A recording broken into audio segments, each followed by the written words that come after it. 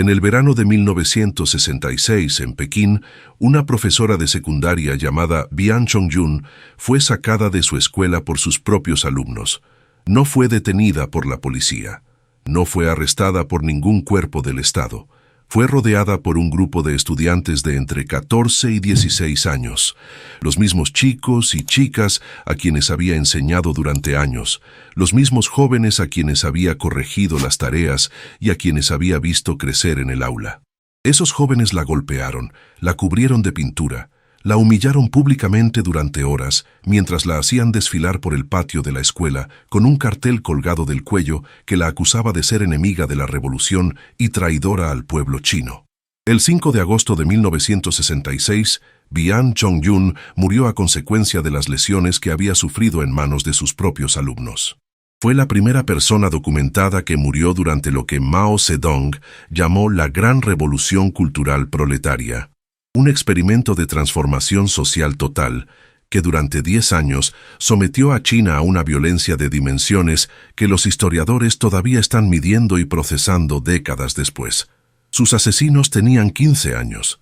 Y el hombre que había creado las condiciones en las que ese crimen era no solo posible, sino políticamente alentado, el hombre que había desatado a esos jóvenes sobre sus maestros, sus vecinos y sus familias con la bendición explícita del Estado, el hombre que había convertido la delación, la humillación pública y la violencia política en instrumentos oficiales de la revolución más grande de la historia de Asia, miraba desde la cima del poder con una satisfacción que los documentos de archivo, los testimonios y los relatos de sus colaboradores más cercanos permiten reconstruir con un detalle que resulta profundamente perturbador.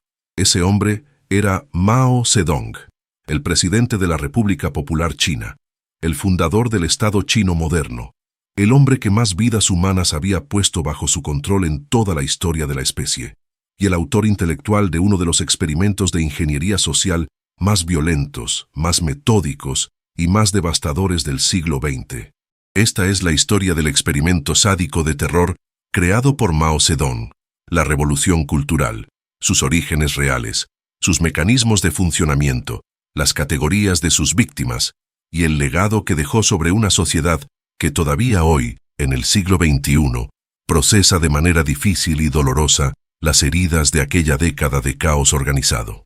Para entender la revolución cultural en toda su dimensión, hay que entender primero el momento político que la produjo, porque la revolución cultural no fue la primera locura de Mao Zedong, fue la segunda, y la primera había sido tan catastrófica en sus consecuencias, tan devastadora para la imagen y la posición política del gran timonel dentro del propio Partido Comunista Chino, que creó con precisión las condiciones que hicieron posible la segunda.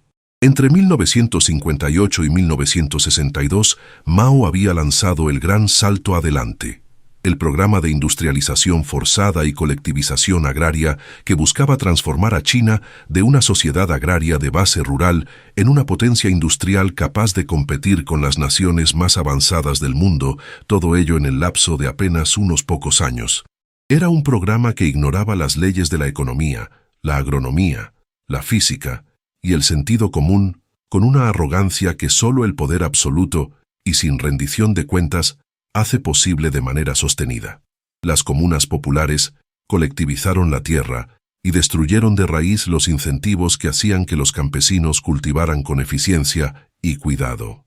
Los altos hornos de acero que se construyeron en los patios traseros de las casas de todo el país producían un metal de calidad tan deficiente que era prácticamente inutilizable para ningún propósito industrial, mientras consumían el tiempo, la energía y el combustible de millones de campesinos que habrían debido estar en los campos en el momento crítico de la siembra y la cosecha. Las cuotas de producción que los funcionarios locales reportaban a sus superiores eran infladas sistemáticamente, a veces de manera delirante, para no sufrir las consecuencias de decir la verdad a quienes podían destruirlos por hacerlo. El resultado de esa espiral de mentiras era que el Estado recaudaba como impuesto en grano una proporción de la cosecha calculada sobre cifras ficticias, dejando a los campesinos sin el mínimo necesario para sobrevivir el invierno. El resultado fue la hambruna más grande de la historia documentada de la humanidad. Las estimaciones académicas más conservadoras, basadas en los registros demográficos y los documentos de archivo chinos que se han ido desclasificando parcialmente desde los años 80, hablan de entre 15 y 30 millones de personas que murieron de hambre entre 1959 y 1961. Otras estimaciones, basadas en análisis demográficos más exhaustivos de los censos chinos y en los registros de nacimientos y defunciones de las provincias más afectadas, hablan de hasta 45 o 55 millones de muertos excesivos en ese periodo. En cualquier caso y con cualquier metodología, era una catástrofe sin precedentes en la historia moderna, producida directamente por las políticas de un Estado que disponía de los instrumentos técnicos e institucionales para haber detectado el problema mucho antes, pero que los empleó en mantener la apariencia de que nada estaba mal, porque reconocer la catástrofe habría significado reconocer el fracaso del líder. Cuando la magnitud de la catástrofe del gran salto adelante se hizo imposible de ignorar, incluso dentro de la más cerrada cúpula del Partido Comunista Chino, Mao fue empujado discretamente a un segundo plano en la gestión cotidiana del Estado. No fue derrocado, no fue procesado, no fue detenido ni juzgado. El sistema político que él mismo había construido durante décadas no tenía mecanismos institucionales para hacer ninguna de esas cosas, y nadie dentro del partido tenía ni la posición ni el valor para intentarlo. Pero en las reuniones de la cúpula, en las deliberaciones del Comité Central, la figura de Liu Shaoqi y de Deng Xiaoping comenzó a ganar un peso y una autoridad en la gestión real del Estado que el propio Mao sentía, con toda exactitud, como una amenaza existencial a su posición. Liu Shaoqi, como presidente del Estado, y Deng Xiaoping, como secretario general del partido, comenzaron a implementar políticas económicas más pragmáticas. Permitir cierta flexibilidad en la actividad económica privada de los campesinos, desmantelar las comunas más ineficientes, importar grano para aliviar la hambruna, reducir la escala de los proyectos industriales más absurdos. Esas políticas funcionaron. La economía china comenzó a recuperarse de la catástrofe del gran salto adelante. Las cifras de producción agrícola empezaron a mejorar. El nivel de vida de los campesinos comenzó a estabilizarse. Y ese éxito era, desde la perspectiva de Mao, exactamente el problema en toda su magnitud. Si las políticas de Liu y de Deng funcionaban, eso significaba que las políticas de Mao habían fracasado. Significaba que el fundador de la República Popular, el gran timonel, el hombre cuyo retrato colgaba en la puerta de Tiananmen y cuyo pensamiento era supuestamente la guía infalible e incontestable del pueblo chino, se había equivocado de una manera que había producido la muerte de decenas de millones de sus compatriotas. Significaba que había figuras dentro del partido que tenían criterio propio, que podían tomar decisiones independientes de las suyas, que podían en algún momento plantear en términos que no pudieran ignorarse que era hora de que Mao cediera el control real del país a manos más capaces. Lo que Mao hizo ante esa perspectiva no fue reflexionar ni reconocer la responsabilidad por lo que había ocurrido. Lo que hizo fue diseñar y lanzar la revolución cultural. Los historiadores que han podido analizar los documentos de archivo disponibles y los testimonios de participantes en los eventos de esa época concluyen de manera prácticamente unánime que el propósito político primario de la revolución cultural fue la recuperación del control absoluto de Mao sobre el partido y el Estado, y la eliminación sistemática de los rivales y de los cuadros con criterio independiente que podían eventualmente cuestionarlo o reemplazarlo. Todo lo demás que la revolución cultural proclamaba, la retórica sobre purificar la revolución de los elementos burgueses que se habían infiltrado en el partido, sobre proteger el socialismo de los que querían seguir el camino capitalista de Liu y Deng, sobre hacer que los jóvenes que no habían vivido las guerras fundacionales de la revolución aprendieran el verdadero significado del compromiso revolucionario.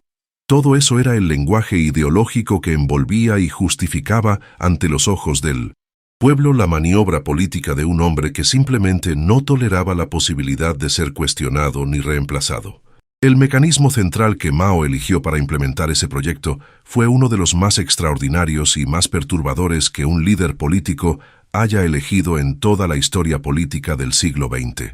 movilizar a los jóvenes chinos contra sus propios maestros, sus propias familias, sus propias instituciones y sus propios vecinos, y convertirlos en el instrumento vivo y entusiasta de una purga que el aparato del partido y el ejército solos no habrían podido ejecutar con el mismo alcance ni con la misma velocidad.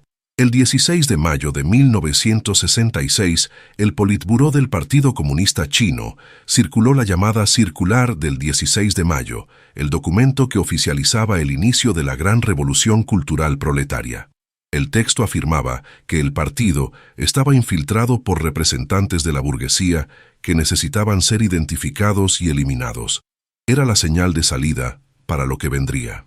Pero el verdadero inicio visible, el momento que definió la estética y la escala de lo que se estaba poniendo en marcha, fue el 18 de agosto de 1966, cuando Mao se reunió en la plaza de Tiananmen con 1 millón de guardias rojos, los jóvenes estudiantes que habían formado los primeros grupos revolucionarios en las escuelas y las universidades, y los saludó desde la tribuna con un gesto que era al mismo tiempo un saludo y una autorización. Mao aceptó que una de las jóvenes guardias rojas le colocara su brazalete rojo en el brazo. Era el líder de la nación más populosa de la tierra, vinculándose simbólicamente con los jóvenes que iban a ser su instrumento de terror. Los guardias rojos eran jóvenes de entre 14 y 25 años, en su mayoría estudiantes de secundaria y de universidad que habían crecido completamente dentro del sistema educativo de la República Popular, que habían sido formados en la ideología maoísta desde la infancia con una intensidad que en los sistemas educativos occidentales resultaría difícil de imaginar, y que respondieron al llamado de Mao con un entusiasmo que tenía la intensidad, la certeza moral absoluta y la ausencia de matices que la adolescencia puede producir cuando se le entrega una causa que parece trascendente y un enemigo claramente definido. La causa era la revolución. El enemigo eran los 4 viejos, las viejas ideas, las viejas culturas, las viejas costumbres y los viejos hábitos. Era una definición suficientemente vaga y suficientemente amplia como para incluir en ella prácticamente cualquier cosa que los guardias rojos decidieran que representaba el pasado que debía ser destruido para que el futuro puro de la revolución pudiera construirse sobre sus ruinas. Los guardias rojos recibieron libertad de movimiento sin precedentes en la historia de la República Popular. Se les proporcionó transporte gratuito en los ferrocarriles para que pudieran desplazarse por todo el país. Se les eximió de las restricciones de movimiento que existían para la población en general. Y, crucialmente, se instruyó explícitamente a los cuerpos de seguridad del Estado para que no interfirieran en sus actividades. El 22 de agosto de 1966, una directiva central instruyó a las fuerzas policiales de todo el país para que no detuvieran a los guardias rojos. El ministro de Seguridad Pública, Xie Fuchi, fue aún más explícito en sus instrucciones transmitidas a los jefes de policía de todo el país. No solo no debían interferir con los guardias rojos, sino que debían ayudarlos a identificar los hogares y las instituciones que debían ser objeto de búsqueda, incautación y purga. Era el Estado entregando activamente a la sociedad civil a la violencia organizada de sus propios jóvenes. Era la inversión deliberada del orden social, la destrucción consciente de las jerarquías de autoridad y de conocimiento que estructuraban la vida de una civilización convertida en política oficial de gobierno. Lo que siguió fue un periodo de violencia y destrucción que se extendió a lo largo y ancho de China con una velocidad que dejó a las instituciones del Estado paralizadas e incapaces o no dispuestas a responder. Cada ciudad, cada pueblo, cada aldea, cada fábrica, cada escuela, cada institución del Estado se convirtió en un escenario potencial de los rituales que la revolución cultural había institucionalizado. Las sesiones de lucha, las llamadas Struggle Sessions o Pi Du Hui, en el idioma de la revolución, fueron uno de los rituales más característicos y más aterradores de todo ese periodo. En una sesión de lucha, una persona que había sido acusada de ser enemiga de la revolución, que podía ser un intelectual, un maestro, un funcionario del partido que había caído en desgracia, Un empresario que había sobrevivido como técnico al cambio de régimen, o simplemente alguien que un vecino había denunciado por cualquier razón, era llevada al centro de una reunión pública donde era rodeada por decenas o cientos de personas que la acusaban con los mayores gritos posibles, que le lanzaban consignas y epítetos, que la forzaban a mantener la llamada posición de avión, con los brazos extendidos hacia atrás y la cabeza forzada hacia abajo durante horas. En muchos casos, las acusaciones verbales escalaban a violencia física. Y en muchos de esos casos, las personas que habían sido objeto de la sesión morían durante la reunión misma o en los días siguientes a causa de las lesiones recibidas. Los maestros y los académicos fueron los primeros objetivos sistemáticos, porque representaban exactamente el tipo de autoridad basada en el conocimiento que la revolución cultural atacaba como incompatible con la autoridad suprema del pensamiento de Mao. Un maestro tenía autoridad en su aula porque sabía cosas que sus estudiantes no sabían. Esa autoridad epistémica era, en la lógica de la revolución cultural, una forma de jerarquía burguesa que contradecía el principio de que el pueblo sencillo y sin educación formal era superior en virtud revolucionaria a los intelectuales corrompidos por el saber burgués. El escritor Lao She, uno de los autores chinos más célebres del siglo XX y uno de los más queridos por sus lectores, fue sacado de su casa por los guardias rojos, llevado al Parque Confucio de Pekín, golpeado durante horas y humillado públicamente de maneras que los testigos describieron con horror. Murió días después. El historiador Chen Mengjia, estudioso de los caracteres oraculares del periodo Shang de la antigua China, fue sometido a repetidas sesiones de lucha y finalmente se quitó la vida. El matemático Xiong Qinglai, que había estudiado en Europa y cuya reputación científica era internacionalmente reconocida, murió después de ser sometido a las presiones del movimiento. Eran los rostros conocidos de una catástrofe que se reproducía de manera anónima en miles de casos similares a lo largo de cada provincia del país. El mes de agosto de 1966, que los historiadores de la Revolución Cultural denominan el Agosto Rojo, fue el período de mayor intensidad de la violencia en esa primera fase del movimiento. Los registros documentales que han podido reconstruirse para ese periodo muestran cifras que ilustran la escala de lo que ocurrió. Solo en Pekín, durante agosto y septiembre de 1966, 1.772 personas fueron asesinadas directamente. En Shanghái, en el mes de septiembre de 1966, los registros documentan 704 suicidios y 534 muertes directamente vinculadas a la violencia del movimiento. En Wuhan, en el mismo periodo, 62 suicidios y 32 asesinatos directos. Esas cifras son las que los registros locales de esas ciudades específicas pudieron documentar en ese periodo específico. Multiplicadas por los cientos de ciudades y los miles de pueblos y aldeas en que la violencia se producía de manera similar, dan una escala de destrucción humana que los historiadores han estimado en aproximadamente 1,5 millones a 2 millones de personas asesinadas o muertas de manera directamente atribuible a la violencia política durante los 10 años que duró el movimiento.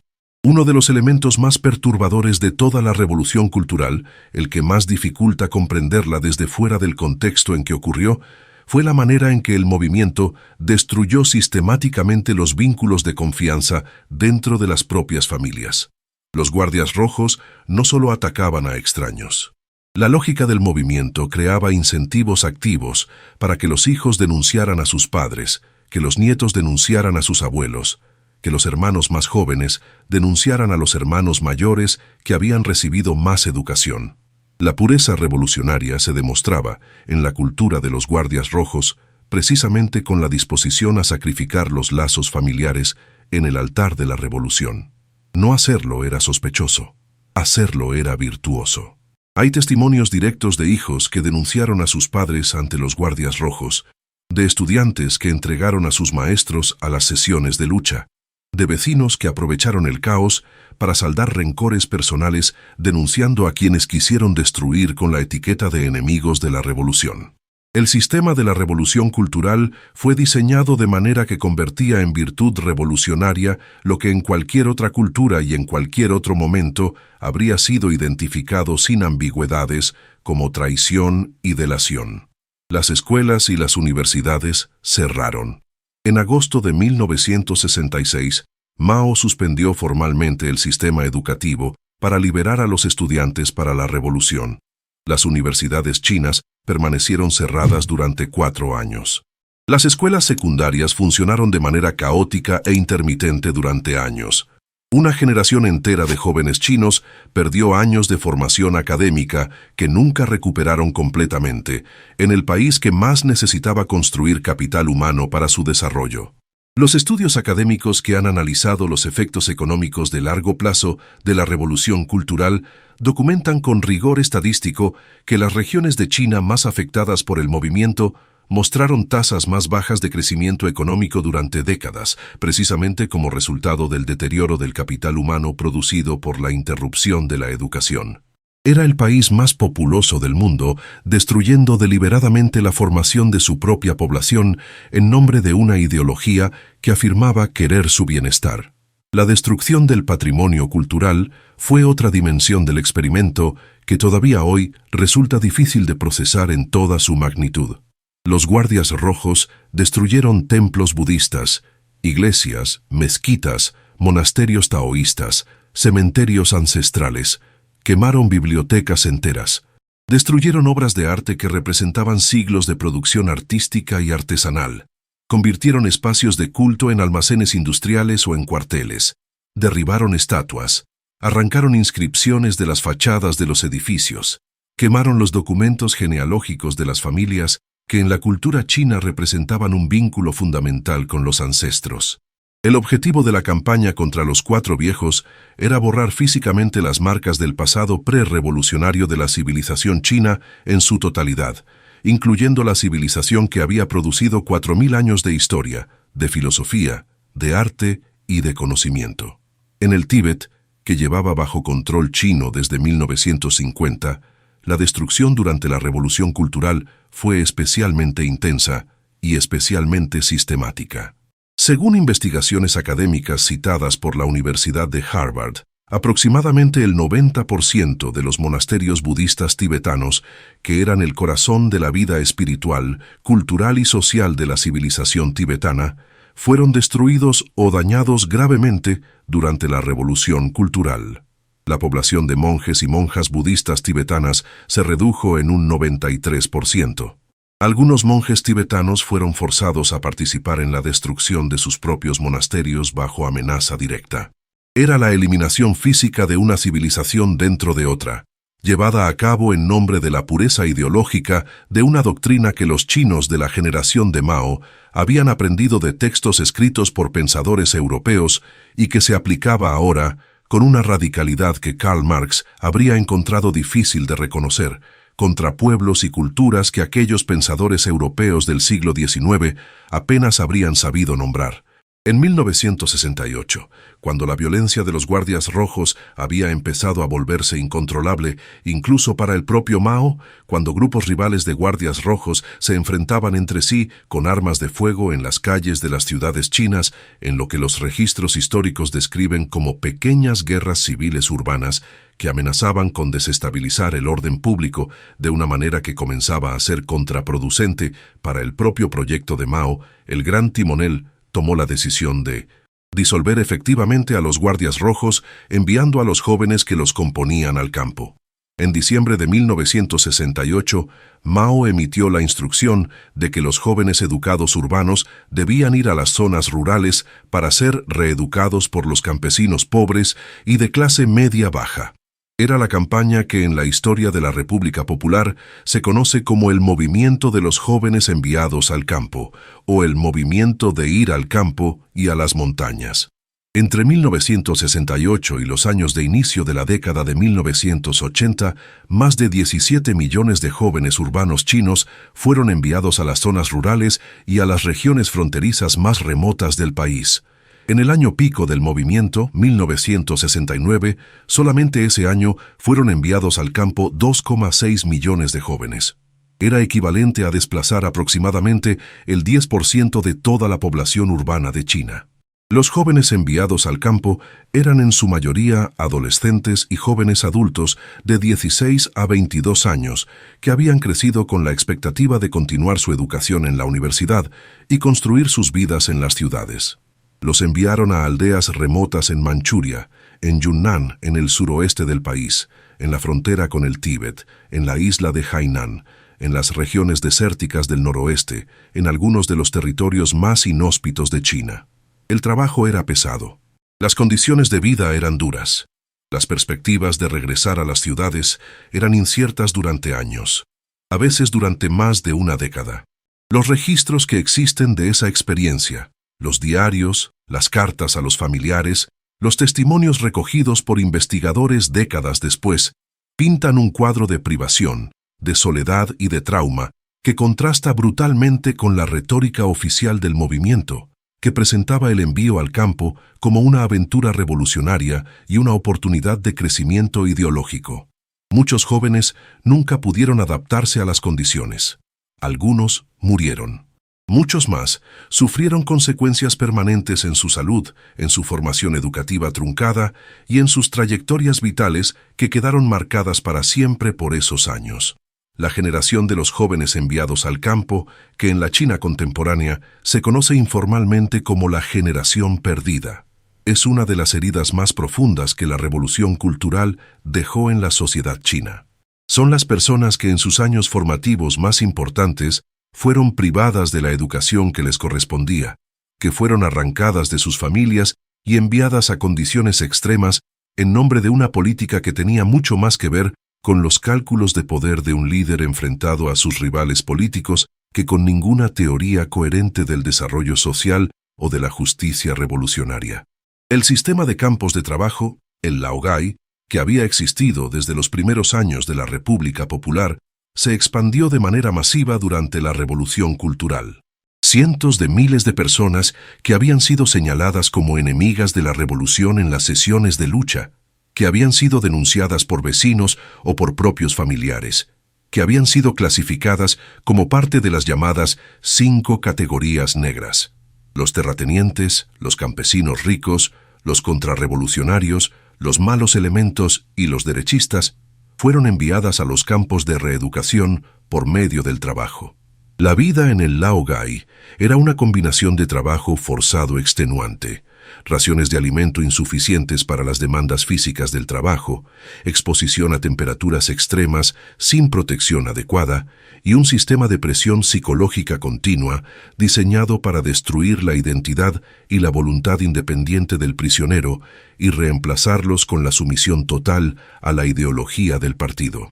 Cada jornada comenzaba con sesiones obligatorias de estudio político que incluían la lectura en voz alta y la memorización de citas del Libro Rojo de Mao, la escritura de autocríticas que debían detallar los propios errores ideológicos con un nivel de autoincriminación que aumentaba con cada revisión, y la denuncia pública de otros presos que mostraran insuficiente entusiasmo revolucionario. Los que no demostraban suficiente progreso en su proceso de reeducación recibían raciones de comida reducidas, confinamiento solitario o extensiones indefinidas de su condena. Dentro de la cúpula del propio Partido Comunista Chino, la revolución cultural produjo una purga de dimensiones sin precedentes en la historia del comunismo chino, que no había sido precisamente un movimiento político de carácter moderado en sus métodos. Liu Shaoqi, el presidente de la República Popular China, y el principal rival político interno de Mao, fue destituido de todos sus cargos en octubre de 1968, expulsado del Partido Comunista Chino y sometido a sesiones de lucha que, en su caso, tenían el carácter de espectáculos políticos de primera magnitud, transmitidos en propaganda a todo el país como demostración de lo que le esperaba a quien traicionara la revolución. Murió el 12 de noviembre de 1969 en condiciones que los registros que han salido a la luz describen como extremadamente difíciles, privado de la atención médica que su estado de salud requería en una ciudad lejana a donde había sido trasladado para alejarlo de Pekín. Su nombre fue borrado oficialmente de la historia del partido durante más de una década. Deng Xiaoping fue expulsado de sus cargos 2 veces durante la Revolución Cultural, primero en 1966 y de nuevo en 1976 tras un breve periodo de rehabilitación. Fue enviado a trabajar en una fábrica en Jiangxi. Fue sometido a humillaciones públicas repetidas. Su hijo, Deng Pufang, cayó desde el tejado de un edificio de la Universidad de Pekín durante los años más violentos de la Revolución Cultural en circunstancias que nunca fueron completamente aclaradas en los registros públicos, y como resultado de esa caída quedó paralítico de por vida. El propio Deng Xiaoping, ya en el poder en los años 80, nunca discutió públicamente en detalle lo que le había ocurrido a su hijo. Pero tampoco olvidó. Lin Biao, el mariscal del ejército, que había sido el aliado más entusiasta de Mao en el inicio de la Revolución Cultural y a quien la propaganda oficial presentaba como el sucesor natural del gran timonel, murió en un oscuro accidente de aviación en Mongolia en 1971, cuando, según la versión oficial que el partido adoptó años después, intentaba huir a la Unión Soviética tras el fracaso de un supuesto complot para asesinar a Mao. La verdad completa sobre los eventos de septiembre de 1971 todavía no ha sido completamente esclarecida por los archivos chinos, pero el episodio ilustra la lógica de un sistema en que incluso los más cercanos al poder y los más leales al líder no tenían garantizada ninguna seguridad. El balance de víctimas de la Revolución Cultural en todas sus dimensiones es una de las cifras más debatidas y más difíciles de determinar con precisión de toda la historia del siglo XX. Los estimados académicos hablan de entre 500.000 y 2 millones de personas asesinadas directamente durante el período. Las estadísticas del propio Partido Comunista Chino, parcialmente reveladas cuando la dirección de Deng Xiaoping realizó en los años 80 una evaluación oficial de los años de la Revolución Cultural, reconocieron que aproximadamente 100 millones de personas fueron de alguna manera afectadas o perseguidas por el movimiento. Era aproximadamente la 10ª parte de toda la población china de ese período histórico. Mao Zedong murió el 9 de septiembre de 1976. Tenía 82 años.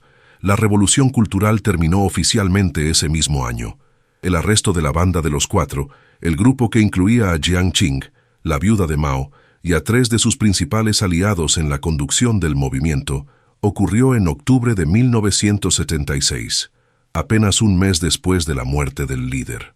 El juicio de la Banda de los Cuatro, que se celebró entre 1980 y 1981, cuando Deng Xiaoping ya había consolidado el control del partido, produjo condenas de muerte conmutadas en penas de cadena perpetua para los principales acusados.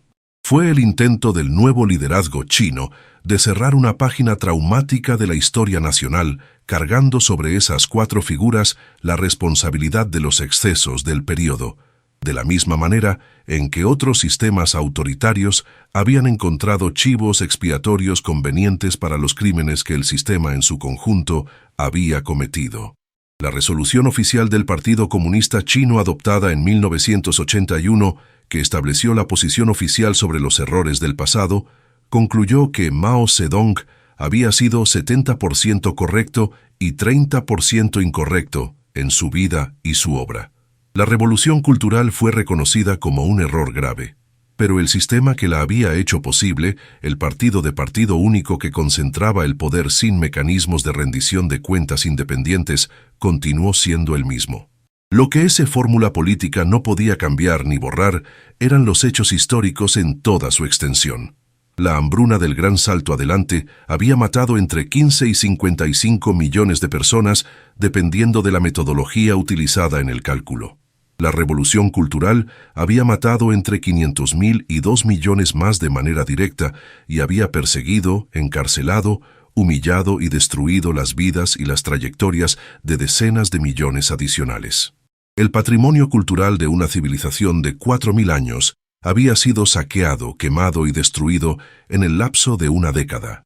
Una generación entera había perdido su educación, su infancia y sus perspectivas de vida en nombre de una revolución que terminó por devorar con indiferencia a los mismos jóvenes que había instrumentalizado como su brazo ejecutor. La revolución cultural de Mao Zedong fue, en su diseño, en su ejecución y en sus consecuencias, el intento más sistemático del siglo XX de transformar una sociedad completa, destruyendo primero absolutamente todo lo que esa sociedad había construido a lo largo de milenios: sus instituciones, su memoria colectiva, su jerarquía de conocimiento y de experiencia, sus lazos familiares, su patrimonio espiritual y cultural, y su capacidad fundamental de pensar de manera independiente de la voluntad del líder. Era la revolución total llevada a su conclusión lógica más extrema. Era el experimento que buscaba crear el hombre nuevo, destruyendo primero al hombre viejo, con toda la violencia que el poder sin límites, sin controles institucionales y sin rendición de cuentas hace posible cuando se combina con la certeza ideológica absoluta de quien cree que la historia le ha encomendado una misión que justifica cualquier precio que otros paguen por ella. El experimento fracasó en sus objetivos declarados. China sobrevivió. La sociedad china, con una resiliencia que todavía hoy asombra a quienes la estudian desde fuera, emergió de la revolución cultural y construyó en las décadas siguientes, bajo el liderazgo pragmático del mismo Deng Xiaoping, que Mao había humillado y perseguido, la transformación económica más rápida en la historia documentada de la humanidad. Pero lo hizo cargando las cicatrices profundas e irreparables de una década en la que el Estado había utilizado deliberadamente a los hijos contra los padres, a los estudiantes contra los maestros, a los jóvenes contra su propia herencia cultural y contra su propia humanidad, en el experimento más sádico y más metódico que un líder del siglo XX diseñó y ejecutó contra su propio pueblo. Cuéntanos en los comentarios. ¿Crees que Mao era un ideólogo genuinamente convencido de que destruir la sociedad era el camino necesario para construir el verdadero socialismo, o la revolución cultural fue principalmente un instrumento de poder personal disfrazado de ideología revolucionaria?